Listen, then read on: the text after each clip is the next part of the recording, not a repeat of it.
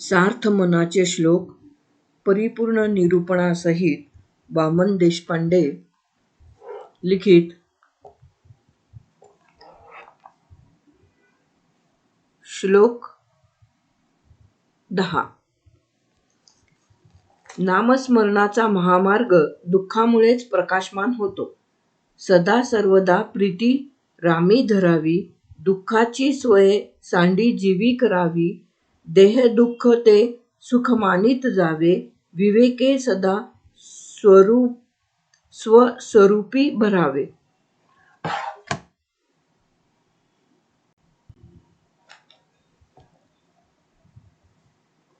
श्लोक 10. समर्थांची प्रभू रामचंद्रांवरची भक्ती अगदी अलौकिक होती. नामदेवाच्या श्वासोश्वासात असा विठ्ठल ओवला गेला होता. जसा विठ्ठल ओवला गेला होता तशीच रामदास स्वामींच्या श्वासात श्रीरामाची भक्ती होती. माणसाच्या मनातली भक्ती संकल्पना अतिशय दृढ हवी. भक्तीला पर्याय नाही याची जाणीव सर्वच संतांनी दिली होती. परंतु भक्तीला ज्ञानाची जोड हवी याची तीव्र जाणीव ज्ञानदेवांनी करून दिली होती. मनात ईश्वराचं नाव घुमत राहावं, त्या विठ्ठलाला आपलं सारं सर्वस्व अर्पण करावं, तरच तो पंढरीचा राणा प्रसिद्ध होतो याची जाणीव जशी नामदेवाला होती तशीच प्रभू रामचंद्राच्या सगुण साकार दर्शनाची काळीज ओढ लागल्याशिवाय त्यांचं दर्शन होणार कसं? समर्थांनी आपल्या या सर्वच श्लोकांतून हा विचार दृढ स्वरूपात दिला आहे. प्रस्तुत श्लोकात समर्थ म्हणतात की सदा सर्वदा मनात श्रीरामाविषयी प्रीती दाटून आली पाहिजे. चित्तात सतत रामाचा नामाचा घोष व्हायला हवा. श्रीरामचरणांशी आपली दृष्टी लीन व्हायला हवी. तरच तो कोदंडधारी राम आपल्याला येऊन भेटतो. या एकूणच भक्ती साधनेला आहे आणि नाही हे दोन्ही सोसावे लागते. भक्तांनी सदा श्रीरामाची भक्ती करून श्रीराम आहे, त्याचा नित्य सहवास आहे हे अनुभवाने जाणून घ्यायला हवे. तसेच हा माझा देह मर्त्य आहे त्याच्याविषयी फार आस्था न बाळगता श्रीरामाच्या नामसाधनेत गुंतून जाणे हा देहासक्तीला विसरून जाण्यावर नाही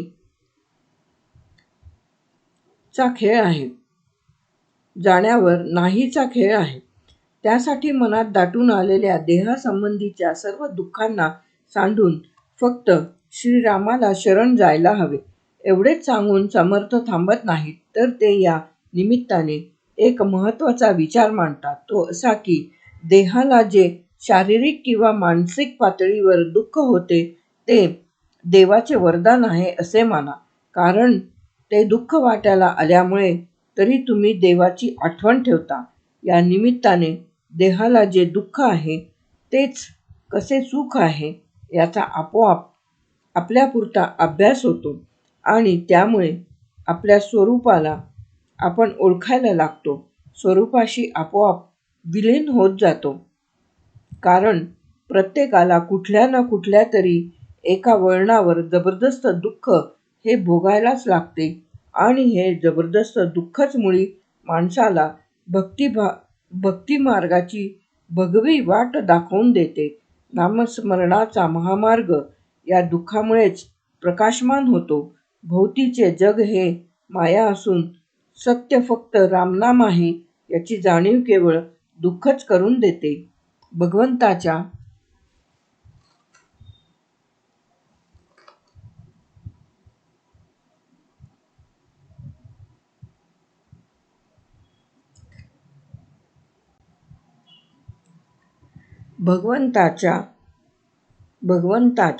चरणाशी लीन होऊन भक्तीचा अभ्यास केला तर जीवन खूप सुसह्य होते आणि भविष्यकालीन दुःखांना सामोरे जाण्याची ताकद आपोआप मिळते हे महत्त्वाचे. श्लोक 11. आकाशाप्रमाणे आयुष्य शांततेत काढा. जनी सर्व सुखी असा कोण आहे, विचारे मना तूची शोधून पाहे. मनात वाची रे पूर्वसंचित केले, तवा सारिखे भोगणे प्राप्त झाले. सुखदुःखांच्या ऊन पावसाचा खेळ प्रत्येक माणसाच्या आयुष्यात रंगत असतो. कधी हे रंग खूप गडद असतात, कधी फिकट. परंतु या सुखदुःखांच्या रंगसावल्या प्रत्येकाच्या अंगावर पडल्याशिवाय राहत नाहीत. सुख म्हणजे चांदण्यांची गार सावली आणि दुःख म्हणजे कडक उन्हाची नकोशी झालेली तलखली. प्रत्येकाचं स्वतःच म्हणून एक पूर्वसंचित असतं. त्या साठलेल्या पूर्वसंचिताप्रमाणे कधी आपल्याला सुखाचा गार वारा अनुभवायला मिळतो आणि खूप वेळेला दुःखाचे सर्प वेटोळे अंगाशी झुंबायला लागतात. हे सुख काय किंवा दुःख काय, दोन्हीही आयुष्यात स्वीकारावंच लागतं. आनंदाने स्वीकारावे ते नेहमी दुःख, तरच सुखाची खरी चव कळते. एकदा हलाहल विष पचवलं की अमृत तत्व म्हणजे काय त्याचे महत्त्व कळते. पूर्वसंचिताशी आपण हा सुखदुःखाचा मेळ जमवलेला आहे. पूर्वसंचित प्रारब्ध गत जन्माशी निगडीत असतात. आपल्या अगोदरच्या आयुष्यात आपण कसे वागलो आहोत याची बेरीज वजाबाकी घेऊनच आपण नवा जन्म घेत असतो. त्याप्रमाणे आपल्या वाट्याला हा सुखदुःखाचा खेळ येतो हे समजून घेणे महत्त्वाचे. ज्ञानदेवांनी ज्ञानेश्वरीच्या 2ऱ्या अध्यायात गीतेमधल्या सुखदुःखे समे कृत्वा लाभालाभी जयाजयो विषयी भाष्य करताना म्हटले आहे की सुखी संतोषा न यावे, दुःखी विषादा न भजावे आणि लाभालाभ न धरावे मना माझी. ज्ञानेश्वरी 2:226. सुखाचा अप्रतिम वास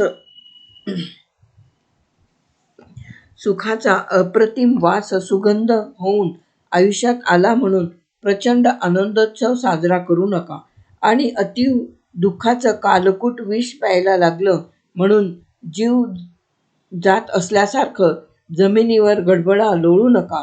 या सुखदुःखाच्या देहाला जाणवणाऱ्या कुठल्याही भावभावनेत गुंतू नका. मर्त देहाला कदापिही मिठी मारू नका. मनात लाभ आणू नका. कुणाचंही गाठोडं लुबाडू नका. मन शांत ठेवा. आकाश जसं शांत असतं तसं आयुष्यात राहा. आकाशात नित्य अभ्र येतात आणि जातात. आकाश निळेभोर होऊन शांत चित्तानं आपल्या माथ्यावर तरंगतच असतं. मानवी मन त्या आकाशासारखे असले तरच आध्यात्मिक पातळीवर जगता येईल. समर्थ प्रस्तुत श्लोकांतून हेच सूत्र सांगत आहेत की, बा मना तू सांग, या जगात सर्वात सुखी असा कोण आहे, तर कुणीही नाही. दिवसापाठोपाठ रात्र येते तसे सुखापाठोपाठ दुःख तुमचा पाठलाग करीतच असते. दिवस हा संपतोच आणि पाठोपाठ रात्र येतच राहते. हे मना, तू याचा विचार कर. मग तुझ्या लक्षात येईल की सर्वात सुखी असं कुणीही नसतं. आपल्या प्रारब्ध कर्माप्रमाणे प्रत्येकजण आपलं सुख भोगत असतो आणि दुःखाला सामोरे जात राहतो. आपल्या पूर्वसंचिताप्रमाणे आपल्याला सर्व भोगावंच लागतं. मग जे काही दुःख भोगायचं ते आनंदाने भोग. दुःखाचा सुद्धा आनंदाने स्वीकार कर, तरच बा मना तू आयुष्य आनंदाने घालवू शकशील. दुःख सुद्धा आनंदाने स्वीकारायला शिक, हे महत्त्वाचे.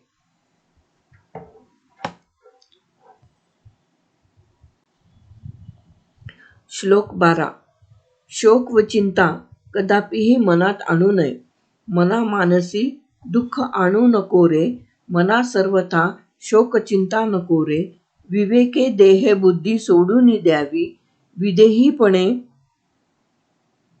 मुक्ती भोगीत जावी. श्लोक 12. माणसाचं मन ही एक फार विलक्षण अशी चीज आहे. मागले संदर्भ, चालू असलेले संदर्भ आणि पुढे स्मरतील असे संदर्भ याचे अव्याहत प्रयोग मनाच्या या रंगभूमीवर सतत रंगत असतात. आपण क्षणभर सुद्धा शांत चित्ताने ईश्वराचे नाव मनाच्या गाभाऱ्यात घुमवत बसू शकत नाही. दुःखाच्या गडद छटा सारखे कालवत बसण्याचा छंद माणसाला जडला की त्याला भोगलेल्या दुःखांविषयीचे विस्मरण होतच नाही. वास्तविक ज्या घडून गेलेल्या गोष्टी आहेत त्यांचं नित्य स्मरण करून मनाला कशाला त्रास करून घ्यायचा. नदीच्या प्रवाहातला पाण्याचा प्रत्येक थेंब ताजा असतो. तुमच्या पायांना स्पर्श करणारा प्रत्येक तेजस्वी निर्मळ थेंब तुमच्यासाठी वाहत राहतो. हे एकदा लक्षात आल्यावर मग कळेल की पुढे गेलेला पाण्याचा थेंब सागराला मिळण्यासाठी उत्सुक आहे. तो थेंब तुमच्यासाठी थांबत नाही. तसेच या सोसलेल्या दुःखाचे असते. गेले ते गेले, त्याचं स्मरण पुन्हा कशाला करायचे. गतगोष्टी आठवून शोक करण्याला काहीही अर्थ नसतो हे प्रथम समजून घेतले पाहिजे. वरवरची पालवी खुडत बसायची आणि मुळांना मात्र पाणी घालायचे. झाड मग फोफावतच राहते. पालवी खुडून कधी झाड वाढायचं थांबतं का? ज्ञानदेवांनी ज्ञानेश्वरीच्या 2ऱ्या अध्यायात म्हटले आहे की जैसी वरी वरी पालवी खुडीजे आणि मुळी उदक घालीजे तरी कैसेनी नाशू निपजे तया वृक्षा. ज्ञानेश्वरी 2:305. वरवर मनाची समजूत घालायची, परंतु सोसलेल्या दुःखांचे संदर्भ मात्र अधिक अधिक आठवत राहायचे. मग मन कसं शांत राहील. म्हणून समर्थ प्रस्तुत श्लोकात म्हणतायत की बा माझ्या मना, मनाच्या कोपऱ्यातल्या अदृश्य जागेचा ठिपका सुद्धा दुःखी विचारांनी व्यापून टाकू नकोस. मनात दुःख कधी आणूच नकोस आणि कुठल्याही गोष्टीचा कशाला शोक करायचा. उद्याची चिंता करायची. तुला ठाऊक आहे की तुझ्यासाठी उद्याची पहाट उगवणार आहे. पुढला क्षण तुला मिळणार आहे की नाही हे तुला ठाऊक नाही. मग उद्या असं घडेल असं कशाला मनाला सांगत प्रत्येक क्षण वाया घालवायचा. शोक आणि चिंता मनात कदापिही आणू नकोस. आपल्या देहाचा सर्व भार एका जबरदस्त विवेकावर सोपवून दे. हा देह आपला नाही, ही परमेश्वराची सत्ता आहे. ती तू स्वीकार. त्या परमेश्वरावर तुझ्या सर्व सुखदुःखांना सोडून दे. देहरहित जे मन असेल त्या मनावर आरूढ होऊन मुक्तपणे तू जीवन जग. विदेही वृत्तीने जगायला शिक. या देहावर माझी सत्ता नाही, हा देह म्हणजे मी नाही, हे एकदा का लक्षात आले की सर्वत्र आनंद वाटून आला आहे हे तुझ्या लक्षात येईल. श्लोक 13. वैभवाला विवेकाची जोड असायलाच हवी. मना सांग पा रावणा काय झाले, अकस्मात ते राज्य सर्वे बुडाले. म्हणून कुडी वासना सांडी वेगी, बळे लागला काळ हा पाठी लागी. तसं पाहिलं तर माणसाच्या हातात काय आहे? त्याचा श्वाससुद्धा त्याच्या ताब्यात नाही. सर्व काही ईश्वरी शक्तीच्या ताब्यात आहे. परमेश्वराची कृपा असेल तर सर्व काही ठीक चालतं, नाही तर पुढला क्षण तुमच्या मालकीचा नसतो. अहंकाराच्या पिंजऱ्यात राहणाऱ्या उन्मत्त लोकांना मात्र हे कितीही समजावून सांगितले तरी पटत नाही. त्यामुळे अहंकाराच्या बंद पिंजऱ्यात अडकलेले हे उन्मत्त जीव पिंजऱ्याचं दार न उघडता आल्यामुळे त्यातच शेवटी मरून पडतात. बाहेर स्वच्छंद आभाळात सुखाने उडण्याचे त्यांचे पंख अतीव अहंकाराने छाटून टाकलेले असतात.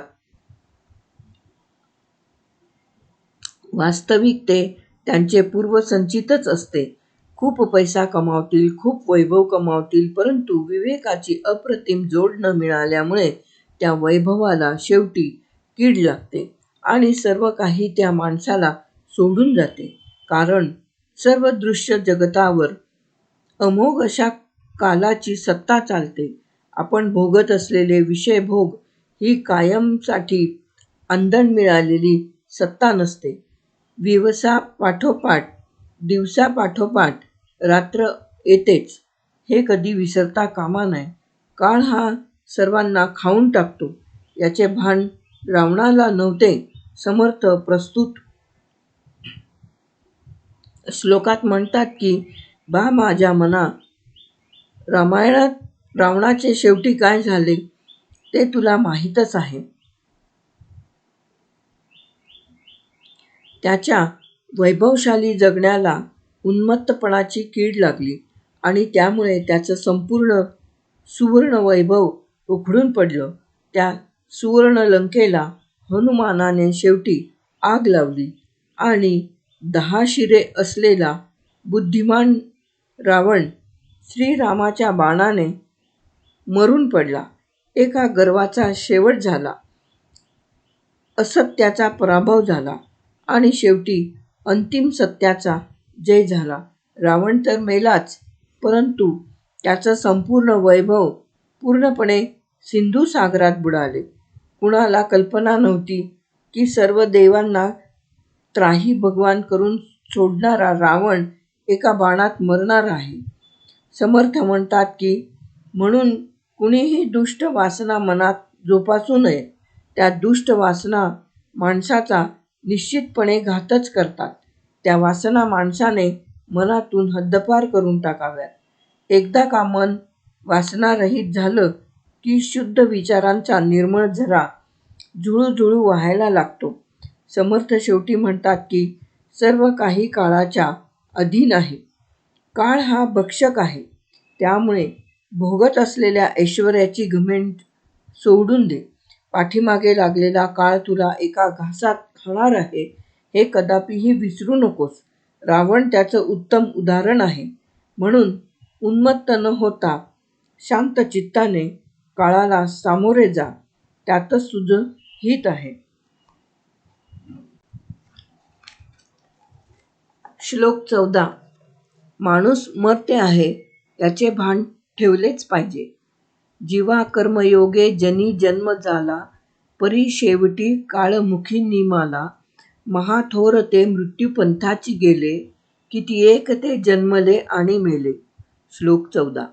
उत्पत्ती, स्थिती आणि लय हे एकूणच जीवसृष्टीचे भागध्येय आहे. उमललेल्या कळीचं फुलात रूपांतर होतं. त्या फुलाला चैतन्याचा सुगंधी वर असतो, परंतु कोमेजून खाली गळून पडण्याचा, मातीशी एकरूप होऊन जाण्याचा एक शापसुद्धा असतो. ज्ञानदेवांनी 2ऱ्या अध्यायात असं म्हणून ठेवलं आहे की, उपजे ते नाशे, नाशले पुनरपि दिसे. हे घटिका यंत्र तैसे, परी भ्रमेगा. ज्ञानेश्वरी 2:59 159. ज्याच्या ज्याचा जन्म होतो त्याला शेवट हा निश्चितपणे अटळपणे ठरलेला आहे. जो जीव दृश्य आहे तो कधीतरी काळाच्या मुखात अदृश्य होणार. जे जे सृष्टीतून उपजते ते ते नष्ट होते आणि पुन्हा नव्याने जन्म घेते. काळाचं हे रहाटगाडगं सतत फिरत असतो. कोवळी चैत्र पालवी शिशिरामध्ये गळून पडते, पुन्हा नव्याने उगवण्यासाठी. समर्थांनी दासबोधाच्या 3ऱ्या दशकातल्या 9व्या समासात मृत्यूवर फार सुंदर प्रवचन केले आहे. रावापासून रंकापर्यंत प्रत्येकाला मृत्यूला सामोरे हे जावेच लागते. त्या समासातल्या शेवटाकडे येताना समर्थ अंतिम सत्य सांगून जातात की, चारी खाणी चारी वाणी, 84 लक्ष जीव योनी, जन्मा आले तितुके प्राणी, मृत्य पावती. दासबोध 3:9-37. 84 लक्ष जीव योनीला शेवटी मृत्यूच्या कराल जबड्यात प्रवेश हा करावाच लागतो.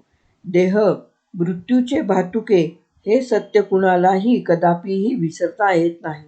समर्थांनी मनाला उद्देशून म्हटले आहे की, बा मना, तू एक कायमसाठी लक्षात ठेव की पूर्वसुकृताप्रमाणे माणसाला जन्म मिळतो, परंतु एक दिवस त्या काळाचे बोलावणं त्याला येतच. कारण प्रत्येक जीवाचा शेवट हा निश्चित ठरलेला आहे. काळाचा हा अजस्त्र जबडा स्वाहाकारासाठी पसरून ठेवलेलाच असतो. माणूस कुठल्याही योग्यतेचा असो, त्याला शेवट हा आहेच, हे भान एकदा का लक्षात आले की जगणं अधिक सुसह्य होतं, हे मात्र निश्चित. चक्रवर्ती राजा असो, थोर तत्त्ववेत्ते असोत, मोठमोठे कवी लेखक असोत, सर्वजण अंतिमात त्या मृत्यूच्या महामार्गावरून मृत्यूगीत गात गातच गेले. अनंत जीव गेल्या हजारो वर्षात जन्माला आले आणि काळाच्या शांतकुशीत कायमसाठी झोपी गेले. हे एक विदारक सत्य आहे. हे मना, हे सत्य तू कधीही विसरू नकोस. जन्मला तो मेला हे लक्षात ठेव. त्यामुळे नशिबाने जेवढे वाढून ठेवले आहे ते सुखाने जगावे. मरणाची मग तुला कधी भीती राहणार नाही. श्लोक 15. रामनामात रत होण्यातच खरं कल्याण. मना पाहता सत्य हे मृत्युभूमी, जिता बोलती सर्वही जीव मी. चिरंजीव हे सर्वही मानिताती, अकस्मात सांडूनिया सर्व जाती. श्लोक 15. प्रत्येक जीवाला मृत्यू अटळ असतो.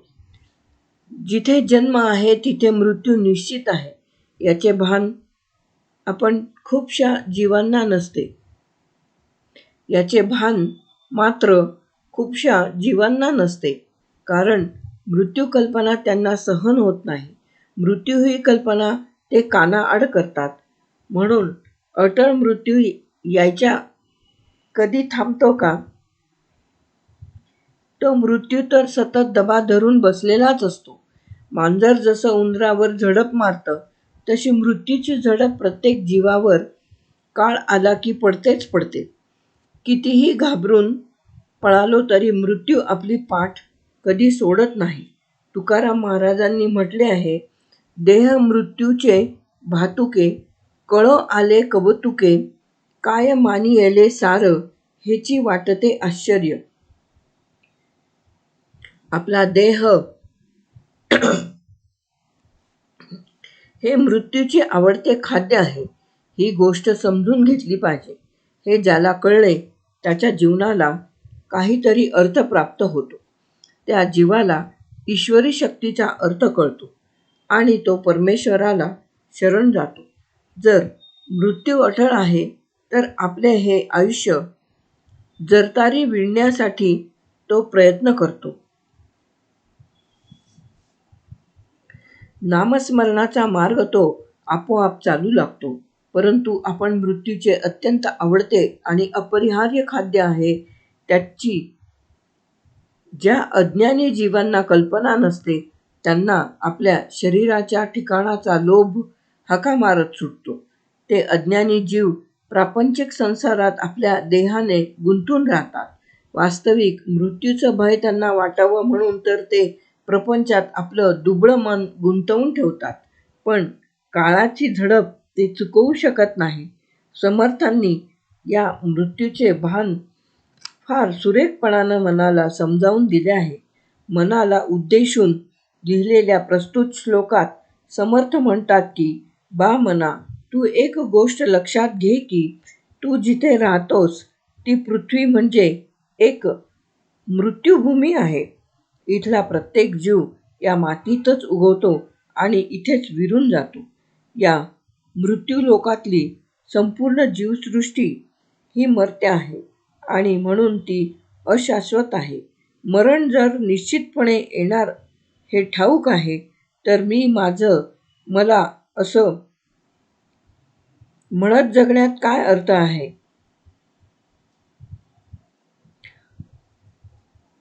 मरण जर निश्चितपणे येणार आहे हे ठाऊक आहे, तर मी, माझं, मला असं म्हणत जगण्यात काय अर्थ आहे?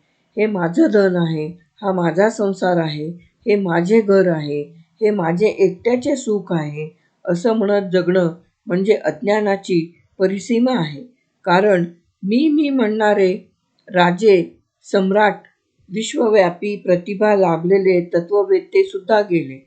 मर्त्य माणसाला वाटतं की आपण एकटे चिरंजीव आहोत, म्हणून तो अज्ञ जीव स्वतः निर्माण केलेल्या सुखाच्या प्रपंचात मग्न होऊन जातो. परंतु कितीही रमला तरी अकस्मातपणे घाला घालणारा मृत्यू मात्र सतत भोवती वावरत असतोच. तो कधी झडप घालेल हे सांगताच येत नाही आणि तो मृत्यू आला की भोवतीचे सर्व जग सोडून जावे लागते. म्हणून म्हणतो की बा मना, या प्रपंचात गुंतू नकोस. श्रीराम नामाशीच फक्त रत हो, तिथेच कल्याण आहे. श्लोक 16. रामनाम हृदयाभिसरणामध्ये मिसळू दे. रामनाम हृदयाभिसरणामध्ये मिसळू दे. मरे एक त्याचा दुजा शोक वाहे, अकस्मात तोही पुढे जात आहे. पुरे ना जनी लोभ रे, क्षोभ त्याते. म्हणून जनी मागुता जन्म घेते. प्रत्येक जीव हा मृत्यूला सवे घेऊनच येत असतो. त्या प्रत्येक जीवाला मृत्यूच्या दारातून जावेच लागते. मृत्यू म्हणजे अंगावरची जीर्ण वस्त्र केवळ बदलणं आणि जन्म म्हणजे आत्माने नवी वस्त्र परिधान करणं. हा जन्म मृत्यूचा अखंड खेळ सतत चालूच असतो. आपल्या पूर्वसंचिताप्रमाणे आपल्याला सर्व प्रकारचे भोग भोगण्यासाठी जन्म घ्यावा लागतो. त्यातून सुटका फक्त ज्यांनी आपलं अवघं आयुष्य, आपला प्रत्येक श्वास ईश्वराला अर्पण केला आहे त्यांनाच मिळते. या जन्म मृत्यूच्या एकूण चक्राविषयी संतांनी आपल्या अभंग ओव्यांतून आणि श्लोकांमधून वर्णन केले आहे. ज्ञानेश्वरीतल्या 2ऱ्या अध्यायात ज्ञानदेवांनी म्हटले आहे की जरी शरीराचा नाश झाला तरी मूळ स्वरूपाचा कधी नाश होत नाही. शरीर फक्त आपलं स्वरूप बदलतं हे ध्यानी घ्यायला हवं. जैसे जीर्ण वस्त्र सांडिजे, मग नूतन वेढीजे, तैसे देहांतराते स्वीकारिजे चैतन्यनाथे. ज्ञानेश्वरी 2:144. आत्मा फक्त वस्त्र बदलत राहतो. आत्मा हा अविनाशी आहे. मग वस्त्र बदलताना जर जीवाचा मृत्यू झाला तर अपरंपरा शोक कशाला करायचा? समर्थ म्हणतात की एकाचा मृत्यू झाला म्हणून दुसरा शोक करतो, परंतु त्याच्या एक गोष्ट लक्षात येत नाही की त्याच्या पाठोपाठ आपल्याला सुद्धा मृत्यूच्या दरवाजाशी जायचे आहे. कारण जन्म-मृत्यू हा अखंड चालणारा खेळ प्रत्येक जीवाला खेळावाच लागतो. त्यातून मुक्तता नाही. आपण मनात एकच जप जपू शकतो, तो म्हणजे अखंड रामनामाचा श्रीराम जय राम जय जय राम हा जप. श्वासाप्रमाणे रामनाम आपल्या हृदयाभिसरणात मिसळून गेले पाहिजे. या जन्म-मृत्यूच्या फेऱ्यात अडकलेल्या मर्त्य माणसाच्या वाट्याला फक्त जगणे आलेले असते. म्हणून जाणाऱ्या जीवाचा शोक कदापिही करू नका. प्रत्येक जीवालाच हा जन्म-मृत्यूचा शाप आहे आणि आपण कितीही शोक केला तरी आपणही त्याच मार्गाने नंतर जाणार आहोत याचं भान आपल्याला हवं. समर्थ म्हणतात की आपल्या देहाची आणि भोवतालच्या संपूर्ण हव्याशा वाटणाऱ्या दृश्यांची, माणसांची आपल्याला एवढी आसक्ती वाटत असते की त्यातून मरण कल्पना सतत मनाच्या कक्षेबाहेर आपण ठेवून देतो. पण मनात मरणाचा विचार आला की मन सैरभैर होते. त्यामुळे मनात अशांततेची वादळं घुमू लागतात.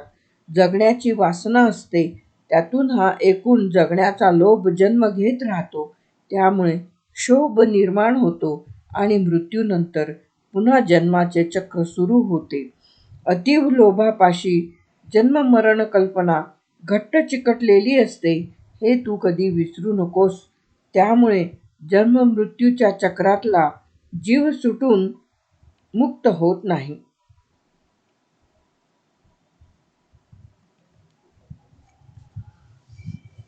श्लोक 17. सावलीत कधीच शस्त्र खुपसले जात नाही.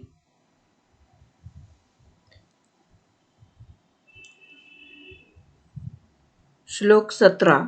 सावलीत कधीच शस्त्र खुपसले जात नाही. मनी मानव व्यर्थ चिंता वाहते. अकस्मात होणार होऊनी जाते. घडे भोगणे सर्व ही कर्मयोगे. मती मंद ते खेद मानी वियोगे. माणसाला खूप लहानपणापासून एक नाद आपसूक लागतो. ती त्याची खोड बनून जाते. ही खोड म्हणजे सदा सर्व काळ अखंडपणे कुठल्या ना कुठल्या गोष्टीची चिंता करीत बसायची. प्रत्येक ताजा क्षण या अखंड वांझ चिंतेपायी नासवून टाकायचा. मनाचा भुगा पडेपर्यंत केवळ अस्तित्वात नसलेल्या गोष्टींची भविष्यात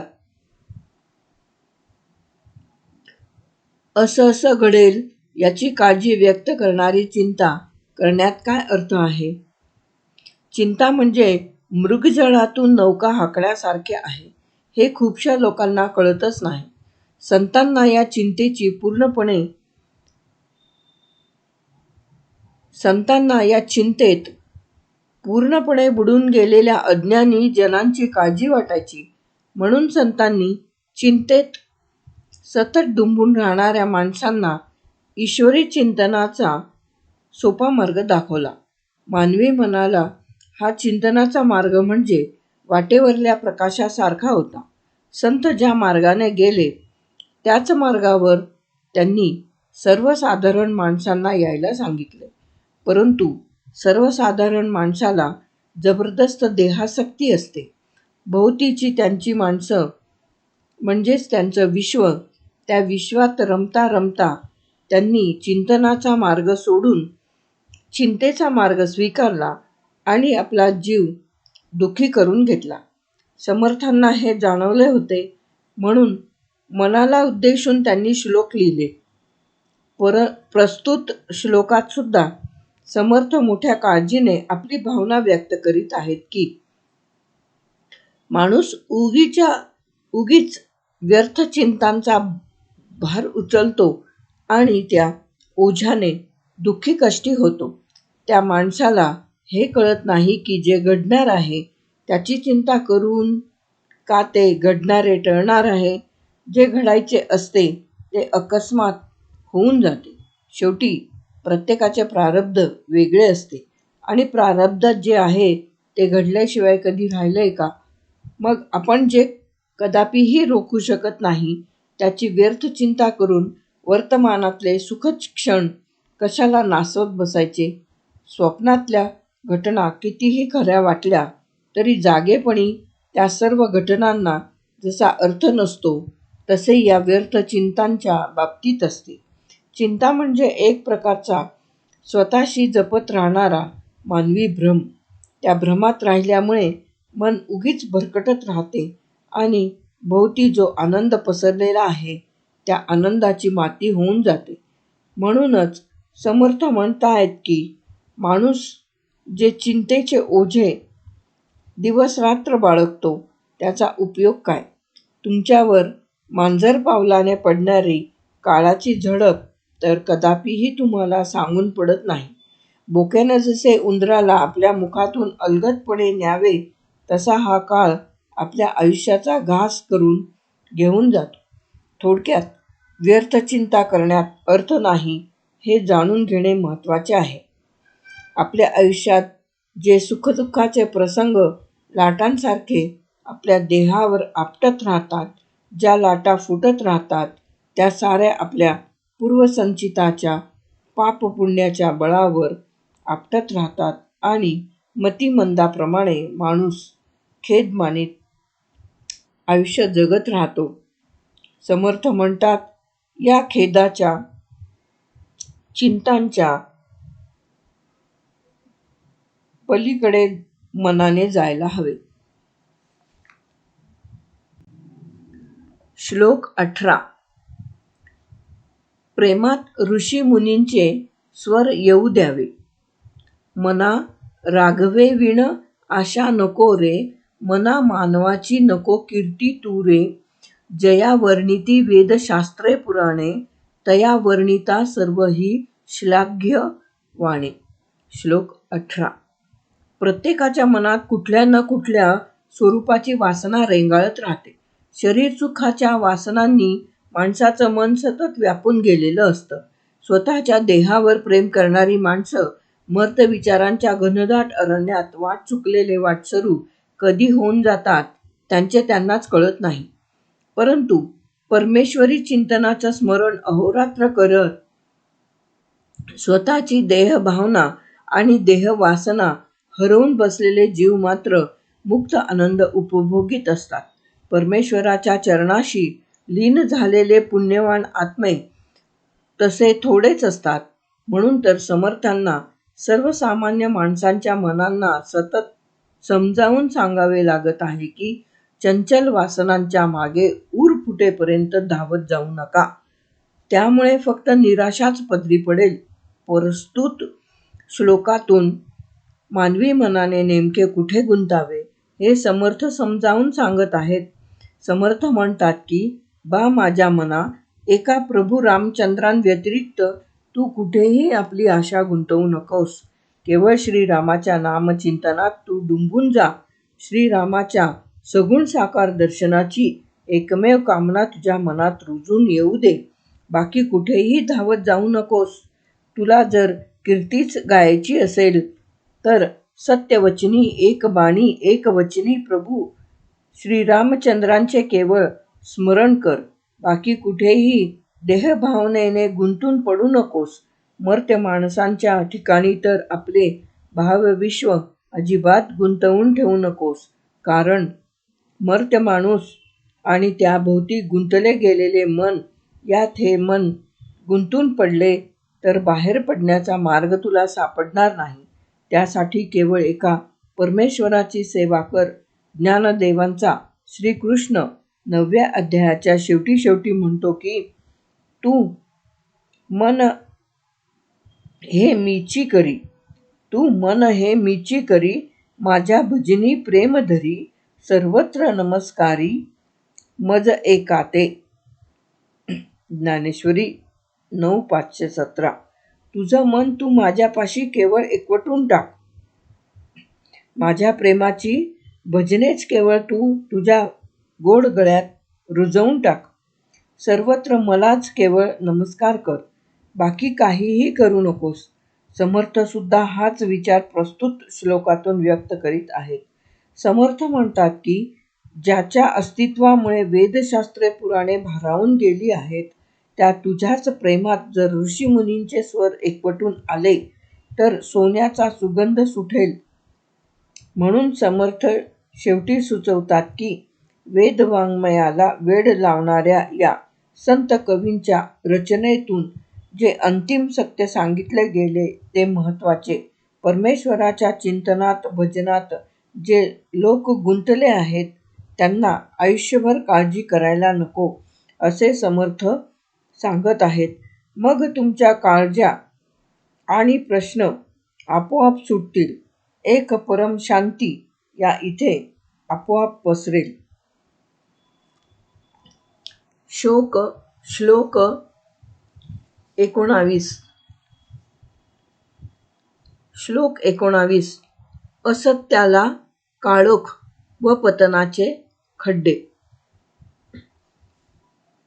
मना सर्वथा सत्य सोडू नको रे, मना सर्वथा मिथ्य मांडू नको रे. मना सत्य ते सत्य वाचे वदावे. मना मिथ्य ते मिथ्य सोडून द्यावे. सत्याचा स्वीकार करणारी, सत्याचाच मार्ग अनुसरणारी, अंतिम विजय नेहमीच सत्याचा असतो यावर श्रद्धा ठेवून परमेश्वराच्या नामस्मरणात सतत दंग असणारी संत वृत्तीची माणसे समाजात फार थोडी असतात. तद्वत सत्य असत्याच्या पुसट सीमारेषेवर सतत घोटाळणारी, स्वतःच्या स्वार्थानुसार सत्य असत्याला वळण देणारी, प्रसंगी असत्याचा पाठपुरावा करून केवळ स्वार्थाने आपल्याकडे सर्व प्रकारची सुबत्ता ओढून घेणारी माणसं या समाजात फार मोठ्या प्रमाणात वावरत असतात. सत्याचा पांढराशुभ्र राजहंस केवळ आपल्याकडेच आहे हे दाखवत आणि बोलत राहणारी, परंतु आपल्या हातात वास्तविक पांढराशुभ्र असत्याचा बगळाच आहे हे विसरून गेलेली माणसं सुद्धा याच समाजात नांदत असतात. समर्थांना या सर्व गोष्टींची विलक्षण जाणीव होती, परंतु श्लोकामधून समर्थांनी सत्याची कास धरा हे फार तळमळीने सांगितले आहे. समर्थ म्हणतात की बा मना तू कदापिही समर्थ म्हणतात की बा मना तू कदापिही सत्याची कास सोडू नकोस. सत्याकडे कधीही पाठ फिरवू नकोस. सत्य म्हणजे ओंजळीतले अमृत, ते कधीही ओंजळीतून सांडू देऊ नकोस. माणसाला अमर करणारं अमृत म्हणजे जगण्याचे अमरत्व सांगणारे सर्वोत्तम तत्व. ते कधी सांडून चालेल का? समर्थ म्हणतात की सत्य कधी हातातून नव्हे मनातून सांडू नकोस. सत्याचा कुंभ कधी हिंदकळू देऊ नकोस. समर्थ पुढे म्हणतात की भोवती पसरलेली दृश्य स्वरूपातली जी माया आहे तिचा मिथ्या बडेजाव माजवू नकोस, कारण परमेश्वराचं व्यक्त स्वरूप म्हणजे हे सत्य. त्याचा अंगीकार केला तरच परमेश्वराला प्रेमाने गळामिठी मारता येईल. भोवतीच्या मायेची पडणारी भुरळ असत्याच्या रस्त्यावर येऊन सोडते. भोवतीच्या मायेची पडणारी भुरळ असत्याच्या रस्त्यावर नेऊन सोडते, हे तू लक्षात घे.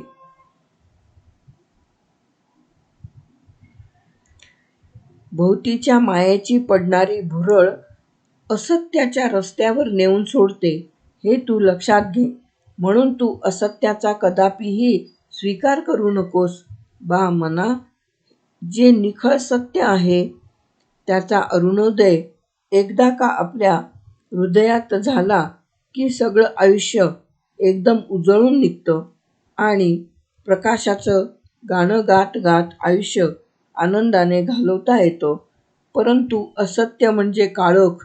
त्या असत्याच्या काळोखात एकदा धडपडायची सवय झाली की प्रत्येक क्षणी पतनाचे खड्डे पायात अडखळायला लागतात, तोल जातो आणि त्या खड्ड्यात आपण जाऊन पडतो. बा मना, तूच ठरव की तुला कसं चालायला आवडेल, सत्याच्या सूर्यप्रकाशात की असत्याच्या अंधारात. सत्य म्हणजे पक्षीराज गरुडासारखं देखणं रूप आणि ताकद. असत्य म्हणजे दिवाभिताचं आयुष्य जगणारी, स्वतःला टांगून घेणारी वटवाघळं. असत्याचा मार्ग पकडून आपलं सुंदर आयुष्य टांगण्यापेक्षा दिवसा उजेडी स्वतःला सत्याच्या प्रकाशापासून अलिप्त ठेवणाऱ्या मार्गापेक्षा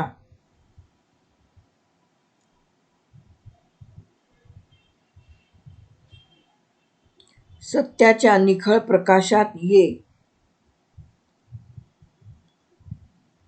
दिवसा उजेडी स्वतःला सत्याच्या प्रकाशापासून अलिप्त ठेवणाऱ्या मार्गापेक्षा सत्याच्या निखळ प्रकाशात हे माझ्या मना तू बागड, त्यात खूप आनंद साठलेला आहे.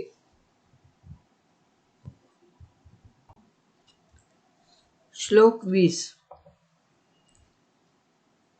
प्रत्येक सुखाला दुःखाचे प्रचंड वेष्टन.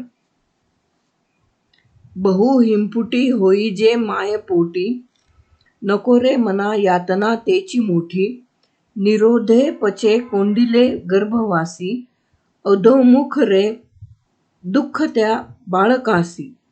ज्ञानेश्वरीत 7व्या अध्यायात ज्ञानदेवांनी असं म्हटलं आहे की दुःख शोकांचा घाई, मारेलियाची सेची नाही, हे सांगावया कारण काही, जे ग्रासिले माया ज्ञानेश्वरी 7:107.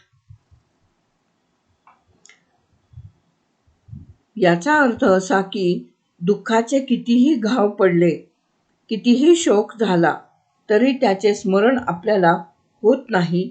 अशी अवस्था वास्तविक आईच्या गर्भात असताना होते.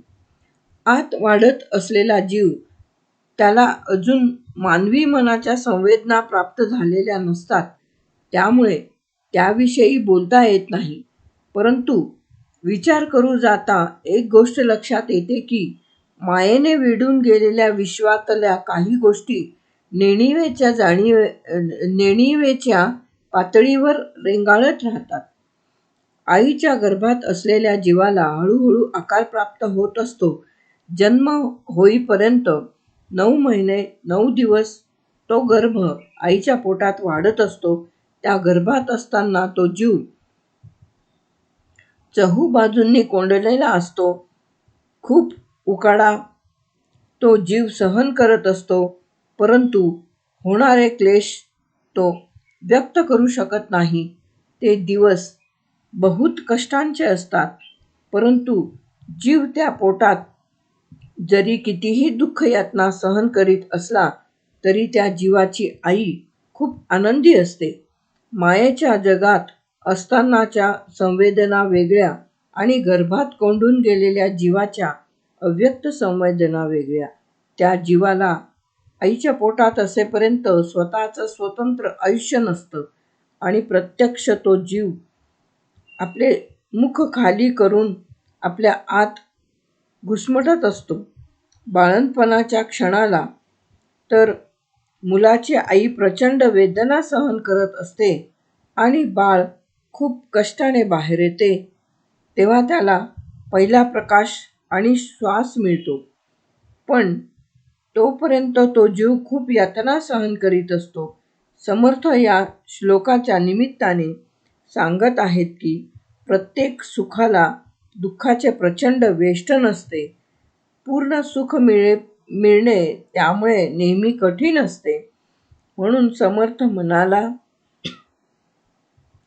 उद्देशून सांगत आहेत की मायेच्या पोटी शेवटी जीव उबगून येतो, सर्व काही नकोसे होऊन जाते.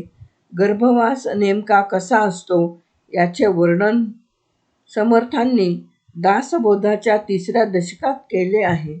त्यातून स्वामींची सूक्ष्म निरीक्षण शक्ती जाणवते आणि मनाला उपदेश करायच्या त्यांच्या दिशा किती स्वतंत्र प्रज्ञेच्या आहेत हे लक्षात येते.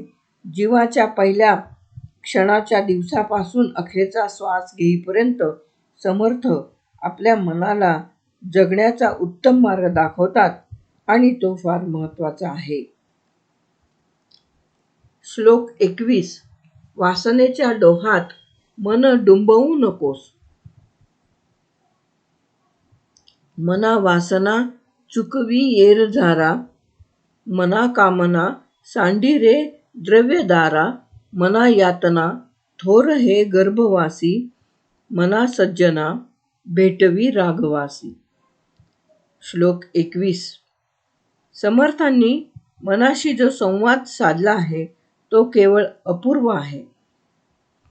नामसाधने व्यतिरिक्त चालणारे सर्व प्रकारचे विचार मानवी मनाला थकवा आणतात, याची समर्थांना पूर्ण जाणीव होती. आपली दुःख मांडणारी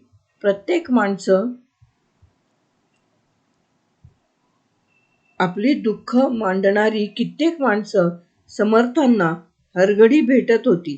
समर्थ मनाच्या कंगोऱ्यांना बेधत त्या माणसाचं समाधान करीत होते.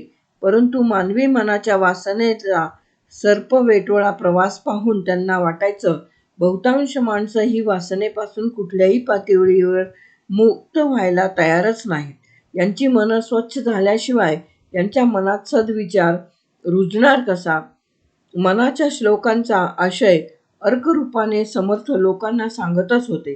परंतु या मनाच्या श्लोकांच्या जन्मवेळा अशाच एका क्षणाला अचानक दाटून आल्या आणि परिपूर्ण स्वरूपातल्या मनाच्या अवस्थांची 205 पावलं श्लोकरूपात सत्यात उतरणाऱ्या स्वप्नांसारखी झरझर उतरली.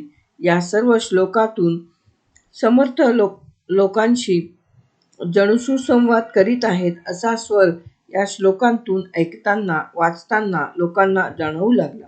या सर्व श्लोकांतून एक गोष्ट प्रकर्षाने जाणवते की वासनेच्या हव्यासापोटी सतत हिमपुटी होणारं हे मन दुर्बळ आहे. प्रस्तुत श्लोकातून समर्थ या दुर्बळ मनाला उद्देशूनच म्हणत आहेत की, बा मना, केवळ अपुऱ्या राहणाऱ्या या वासनेच्या डोहात सतत डुंबायला हवं म्हणून तू जन्म मरणाच्या फेऱ्या किती म्हणून करणार? प्रत्येक जन्माच्या वेळी मातेच्या पोटात 9 महिने काढायचे, स्वतःला त्या गर्भाशयात कोंडून घ्यायचं. बा मना, आता तरी या जन्म मरणाच्या फेऱ्या चुकव. स्त्री देह आणि पैशांचा हव्यास थांबव. सतत पैसा पैसा करीत आणि स्त्री देहाची अपरंपार वासना मनात पेटवत ठेवत तू त्या पुऱ्या करण्यासाठी जन्मभर प्रयत्न करतोस. तुझी इच्छा अपरंपार मिळूनही तुला पुरी झाल्याचं समाधान मिळत नाही, म्हणून पुन्हा जन्म घेतोस, पुन्हा त्या गर्भवासाच्या यातना सहन करतोस, पुन्हा मृत्यूला मिठी मारतोस. अरे मना, ही तडफड आता थांबव आणि द्रव्यकामनांना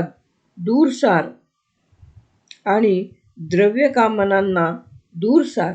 मनात दाटून आलेल्या वासनांवर ताबा मिळव, म्हणजेच तू मुक्त होशील. मनात जेव्हा सर्व काळ प्रभू रामचंद्रांचा धावा सुरू होईल, तेव्हा विकारांच्या वासनामय देहात अडकून राहणाऱ्या तुझ्या या मनाला नामस्मरणाचा एक नवा महामार्ग मिळेल. मन जोपर्यंत संसारातून बाहेर पडत नाही, तोपर्यंत वासना देहाला चिकटून राहण्याचा शाप तुला सोसावाच लागेल आणि पुन्हा पुन्हा या गर्भवासाच्या भयान काळोखात जन्म घेत फिरावं लागेल. त्यातून सुटका हवी असेल तर श्रीरामाचा आठव कर. तू मनाला आवर्जून सांग की, बा माझ्या मना, तू फक्त श्रीरामाच्या दर्शनाचा धावा कर. प्रभू श्रीरामचंद्रांची भेट घडव.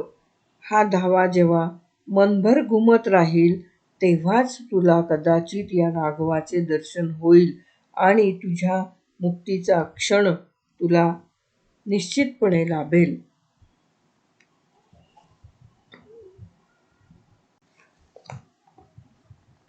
श्लोक 22. प्रभू रामचंद्रांचे चिरंजीव दास्यत्व पत्करा.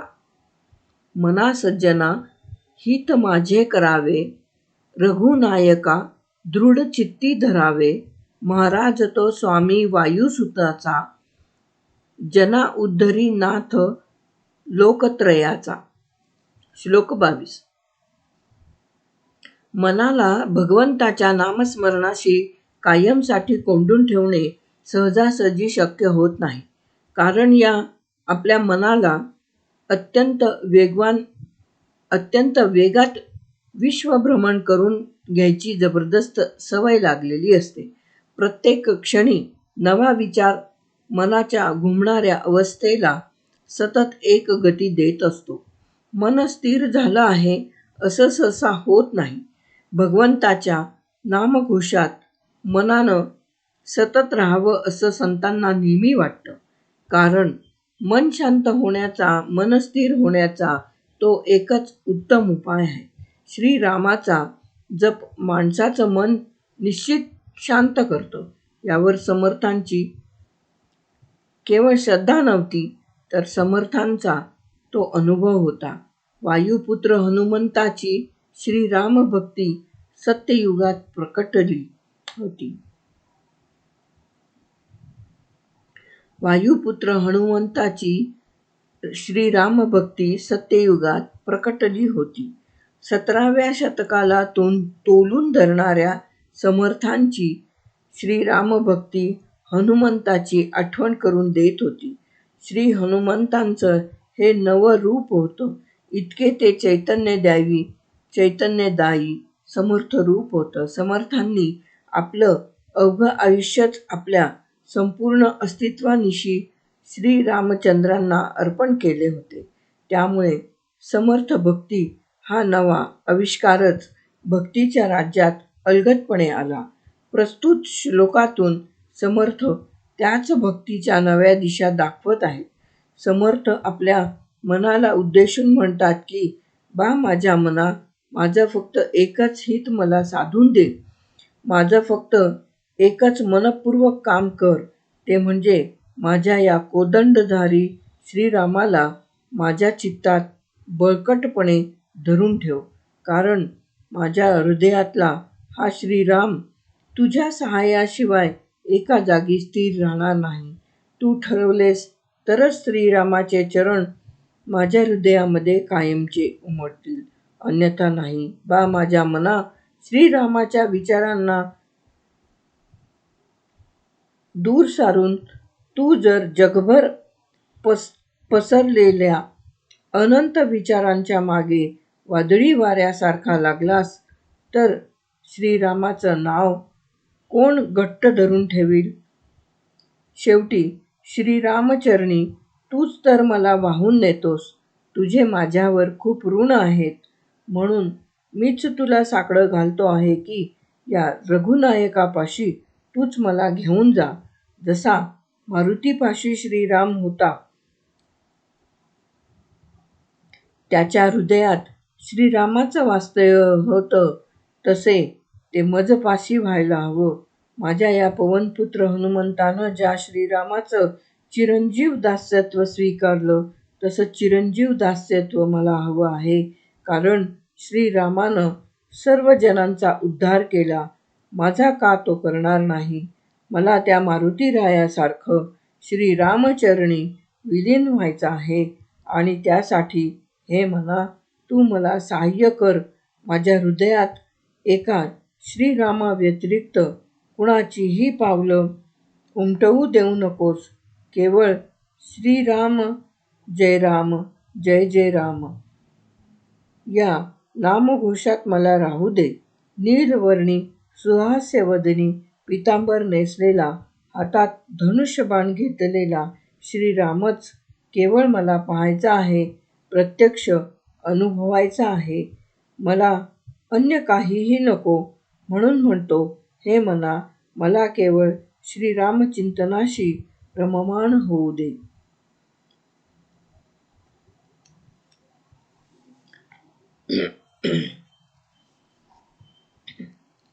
श्लोक 23. अमृतकुंभ रिता झाल्यावर उपयोग नाही. अमृतकुंभ रिता झाल्यावर उपयोग नाही. न बोले मना राघवेन काही, जनी वाऊगे बोलता सुख नाही. घडीने घडी काळ आयुष्य नेतो, देहांती तुला कोण सोडू पाहतो. तुकाराम महाराजांनी एका अभंगात एक फार सुंदर विचार मांडला आहे की, देवाची भेट व्हावी अशी तळमळ लागल्याशिवाय देव भेटत नाही. ध्यानीमनी तुमच्या मनात श्री विठ्ठलाची साधना घुमत राहायला हवी, तरच देवाची पावलं तुम्हाला हृदयाकाशात उमटलेली दिसतील. तुकाराम महाराज आपल्या एका अभंगात म्हणतात की, त्यासाठी ग्रंथांचं वाचन करायला नको की अध्यात्माची चर्चा नको, धर्मग्रंथांची पारायणं करायला नको की काहीही ग्रंथ वाचन नको. केवळ नारायणाला काळजापासून हाक मारा. नको काही घडो ग्रंथांची भरी, शीघ्र व्रत करी हेची एक, देवाची या चाडे आळवावे देवा. औस देह भावा पाडोनिया. माणसानं फक्त एकच एक व्रत करावं, देवाची इच्छा मनभर घुमवत, देहावरची अहंकाराची आंधळी त्वचा दूर करत केवळ विठ्ठलाचे भजन करावे. मग निश्चितपणे देवाचे दर्शन झाल्याशिवाय राहणार नाही. आपलं मन मात्र विठ्ठल भक्तीत केंद्रित व्हायला हवं. समर्थ याहून वेगळे काही सांगत नाहीत. ते सुद्धा तसंच सांगत आहेत की मनात कुठलाही अन्य विचार न आणता केवळ तो रघुपती राघव आठवत राहावा. श्रीरामाचेच केवळ चिंतन करावे. मनात कुठल्याही विचारांचा लहानसा सुद्धा चरा न पाडता केवळ मनात कुठल्याही विचारांचा लहानसा सुद्धा चरा न पडता केवळ रामाचं भजन म्हणत सर्व जगाला विसरून जावं. कारण आपण 4 लोकात राहत असतो, त्यामुळे इतर गोष्टींनाच फार महत्त्व मिळत जाते. वावगे खूप बोलले जाते, परंतु ईश्वराची भक्ती त्यासंबंधी विशेष काही बोलले जात नाही. इतर हवा पाण्याच्या आणि सुखदुःखाच्या गोष्टी करून मन कसं प्रसन्न होणार, त्या बोलण्यात कसलंही सुख नाही, हे कळायला हवं. हा सुंदर नरदेह प्राप्त झाला आहे, त्या सुंदर मनुष्य जन्माचा नीट वापर तरी करून घ्यायला हवा. आपल्या हातात अमृताचा कुंभ आहे, हे जर लक्षात आलं नाही तर तो कुंभ रिक्त झाल्यावर आपण काय गमावलं आहे हे कळत नाही आणि मग खूप वाईट वाटतं. तसाच हा नरदेह जो प्राप्त झाला आहे, त्या देहाचा ईश्वरोपासनेसाठी उपयोग करायला हवा. नको असलेल्या व्यर्थ गोष्टीत वेळ घालवण्यात काय अर्थ आहे? बा म्हणा, एक गोष्ट लक्षात ठेव की प्रत्येक जीवाच्या पाठीमागे काळाचा ससेमिरा लागलेलाच असतो. त्यापासून सुटका तरी व्हायला हवी. जर रघुनायक तुम्ही स्मरणात ठेवलात तर अनंत काळातही तो मदत करील. काळ आपलं आयुष्य न्यायला येईल तेव्हा एका रामचंद्रांव्यतिरिक्त तुझ्या मदतीला कोण येणार? ज्यांच्याशी गप्पा मारल्यास ते कुणीही येणार नाहीत, हे लक्षात ठेव आणि बा म्हणा, तू रघुनायकाला शरण जा.